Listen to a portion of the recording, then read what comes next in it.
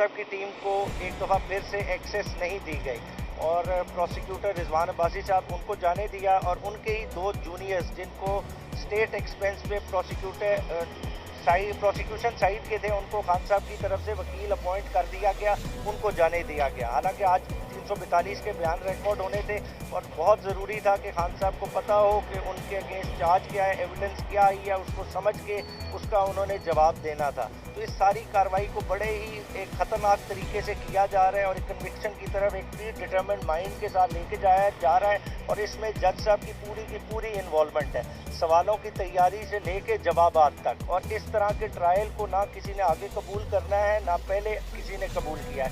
ये दिलावर वाले मामले से, जज दिलावर वाले मामले से ना सीखें, आज फिर दोबारा ये वो वाली हरकत करने जा रहे हैं। इस तरह के ट्रायल ना हिस्ट्री में कभी बेहतर तरीके से रीड किए जाते हैं बल्कि जुडिशल सिस्टम को मुकम्मल तौर पे क्रम्बल कर देते हैं और इसमें जज जुल्करनैन की पूरी इन्वॉल्वमेंट है। अगर इनका व्हाट्सएप का रिकॉर्ड चेक किया जाएगा, सारा कुछ देखा जाएगा, 342 किधर से आ रही है, क्या मामलात हैं, सारों की रीडिंग इन डिटेल हो जाएगी। और आज जो किया जा रहा है ये मुल्क के लिए बहुत ख़तरनाक है। बेसिकली ये वो साजिश की जा रही है, ये इलेक्शन से भागने की साजिश की जा रही है, इलेक्शन के प्रोसेस को डीरेल करने की साजिश की जा रही है। इमरान खान मुल्क की इकाइयों को इकट्ठा रखने वाली कुव्वत है, एक मुल्क का वाहिद लीडर है जो खड़ा है और खड़ा रहेगा मुल्क के लिए। आप जितनी मर्जी सजाएं दे लें, जो मर्जी इमरान खान को थ्रेट कर लें, उसका उड़ना बिछोड़ना इस अवाम के साथ है और इंशाअल्लाह ताला इमरान खान इसी मुल्क में रहेंगे और मुल्क की सियासत को लीड करेंगे। शुक्रिया।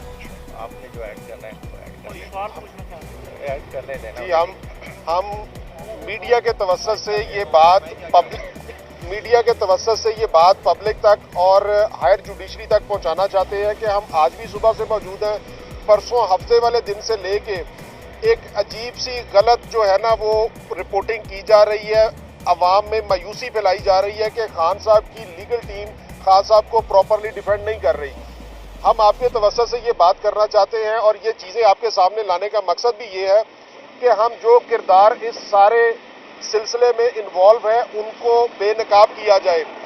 हफ्ते वाले दिन भी खान साहब की वकला टीम अंदर मौजूद थी और दोपहर सुबह 9 बजे से लेकर दोपहर 3 बजे तक ये सारी कार्रवाई अंदर चलती रही।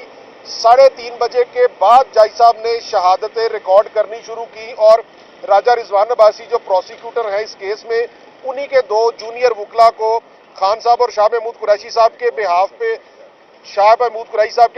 पे वकील सफाई मुकर्रर करके उनसे जिरा करवाई गई रात के 7 बजे तक।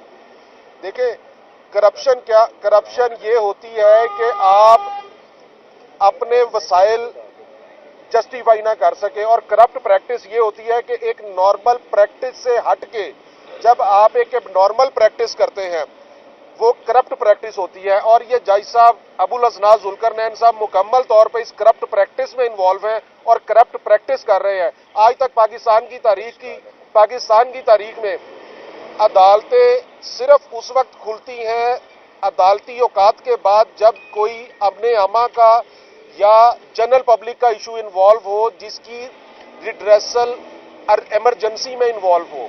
इस केस में क्या ऐसी खास बात है कि रात के 1-1 बजे तक अदालत लगाई जाती है? तो ये अबुल असनाद जुल्करनैन की बददियानती है। गवर्नमेंट ऑफ पाकिस्तान को, सुप्रीम कोर्ट ऑफ पाकिस्तान को, इस्लामाबाद हाई कोर्ट को देखना चाहिए कि इस तरह का एक बददियानत शख्स उन्होंने इस तरह के केस में कैसे उसको अपॉइंट कर दिया और इस सारी चीजों को रोकने की जरूरत है। जेल के रिकॉर्ड से ये चेक किया जा सकता है कि जो खान साहब और शाह महमूद कुरैशी साहब के बिहाफ पे वकला मुकर्रर किए गए हैं वो प्रोसिक्यूशन टीम का हिस्सा रहे हैं। राजा रिजवान अब्बासी के साथ साइफर केस में राजा रिजवान अब्बासी साहब के साथ पेश होते रहे हैं। तो इस तरह की प्रैक्टिस से आप कैसे तवक्को कर सकते हैं?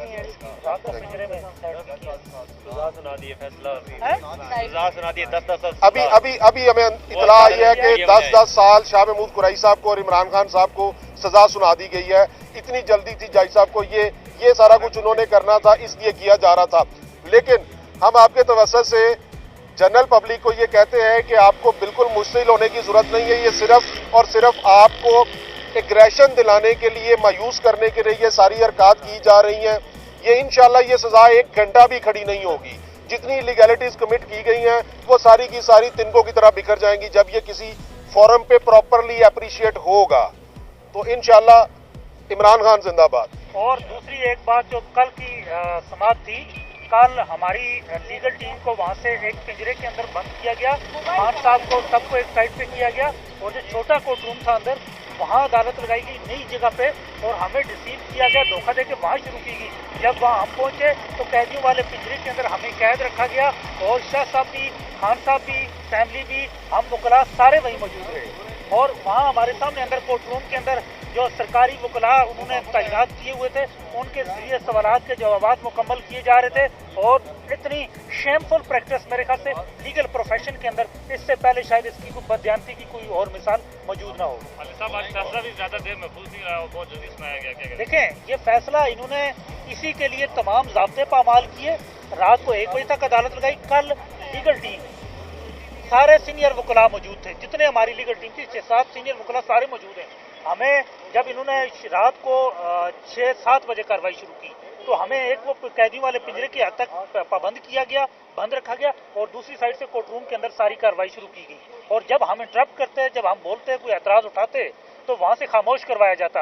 ایون شاہ محمود قریشی صاحب نے جب اعتراضات اٹھائے تو ان کو بھی خاموش رہنے کا کہا گیا، فیملی کی طرف سے آواز اٹھائی گئی تو ان کو بھی کہا جی کہ آپ کے خلاف توہین عدالت کی کارروائی ہو سکتی ہے، ہم بڑا برداشت کر رہے ہیں۔ تو اس طرح یہ ایک کینگرو کورٹ کے ذریعے کینگرو فیصلہ کیا گیا ہے، اور ایسی سزا کو نہ تو عوام مانتی ہے، نہ انٹرنیشنل کمیونٹی مانتی ہے، اور یہ سزا جو وکلا عمران خان اور شاہ محمود قریشی کے وکلا جو باہر موجود ہیں، صبح 9 بجے کے ہم سارے ادھر کھڑے ہیں، ہمیں اندر جانے نہیں دیا گیا، اور خود ساختہ عدالتیں، آئین بھی اپنا، قانون بھی اپنا، وکیل بھی اپنا، جوڈیشلزم، اور یہ ہمارے چیئرمین کو جس طرح انہوں نے سزا دی ہے نہ عوام مانے گی، نہ انٹرنیشنل کمیونٹی مانے گی، اور یہ انلیگل پریکٹس ہے جس کو کوئی بھی نہیں مانتا۔ ہم عمران خان کا پوری طرح ڈیفینڈ کریں گے، ہر لحاظ پہ، ہر فورم پہ۔ انشاءاللہ ہمارا عمران خان چیئرمین تحریک انصاف بے گناہ ہے، شاہ محمود قریشی بے گناہ ہیں، اور یہ سزا